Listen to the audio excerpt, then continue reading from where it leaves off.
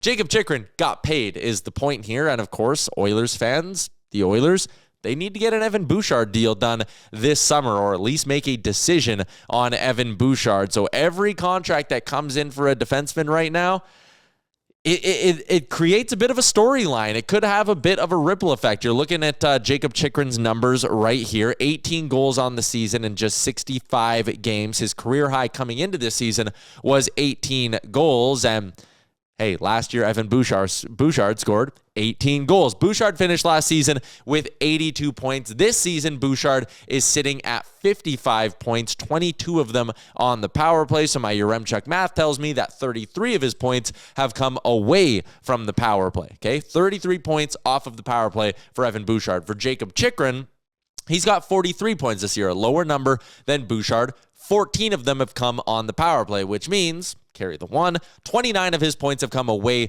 from the power play. So Bouchard has been a much more productive defenseman this year, and even traditionally. It's also worth noting Bouchard's only played 335 games in his NHL career. Jakob Chychrun's played 532. Chychrun has question marks about his ability to stay completely healthy. I know last year he did really good with the Ottawa Senators playing in all 82 games, but this year he's already missed some time, and going back through his career, that was always the knock on him, is that he couldn't stay healthy. Evan Bouchard has found a way to stay healthy. 81 games, 82 games, 81 games, and this year he's appeared in all 70 of the Oilers games. So it's an interesting comparison just on the surface level for a number of reasons. Again, young defenseman whose best hockey is still ahead of him. The age gap isn't all that crazy. Jakob Chychrun is going to turn 27 in 6 days. Evan Bouchard is going to turn 26 in October. So there's about a year and a half separating the two of them. And as it sits right now, about 200 career NHL games.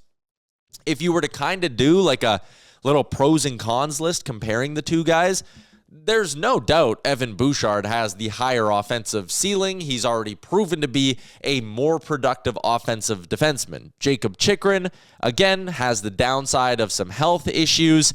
I think if he were to get a regular role on that Capitals top unit, you would start to see some more offensive numbers, but I don't view Jakob Chychrun as a guy who's ever going to be an 85 to 90 point defenseman in the way that I think Evan Bouchard absolutely has it in him to be an 85 to 90 point defenseman one day, which of course puts you in the upper echelon of offensive defensemen, not just in the NHL right now, but in this sort of generation of NHLers. So Bouchard has this super unique skill set. Bouchard's game comes with, at least this season, some warts, a tendency to make high danger mistakes. I think a lot of that is getting over-exaggerated a little bit, and it's a lot of people who don't understand that, hey, if you have the puck a lot, you are going to make more mistakes than a guy who doesn't quite have the puck as much. But Chychrun also picks up a lot in the physicality department. He's, I'll say a more well-rounded defenseman. He got $9 million. Another interesting thing to consider in all of this is how contracts work in the NHL and how these negotiations often play out.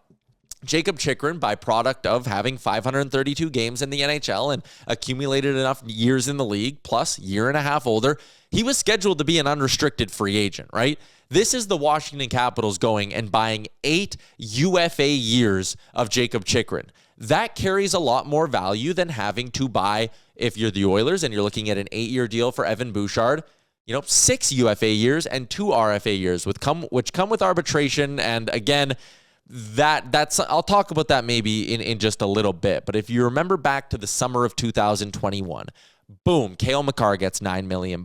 Boom, Zach Werenski gets 9.583. Boom. Miro Heiskanen picks up a $9 million AAV, an $8.5 million AAV. And then also that summer, there was one more guy, Dougie Hamilton, in unrestricted free agency, also got a $9 million AAV. So you're sitting there, you're going, okay, Heiskanen at 8.4, Hamilton at 9, Makar at 9, and then Werenski all the way up at 9.45, whatever. Why is there such a gap? Like, Dougie Hamilton's not I would take Heiskanen over Hamilton. Why did he get just as much as Cale Makar? And again, eventually, why did Darnell Nurse get 9.25? And everyone likes to point and go, Cale Makar, Cale Makar, Cale Makar. Why does Darnell Nurse make $250K more than Makar? Okay, Cale Makar has 2 years left in his current deal. In 2 years, Cale Makar is making $16 million a season. If you think they're going to try squeeze Cale Makar the way they did Mikko Rantanen, you are dead wrong. That dude probably has a blank check and will without a doubt become the highest paid defenseman in the NHL, and I don't think anyone's ever going to touch him. And he's going to be one of, if not the highest paid player in the entire NHL. I guess that is a little bit dependent on how Connor McDavid plays out. But Makar will be right under Connor McDavid's AAV. What's up, Nation citizens? If you like that video, then you need to be subscribed to the Oilers Nation YouTube. Podcasts, live shows, exclusive interviews, and analysis.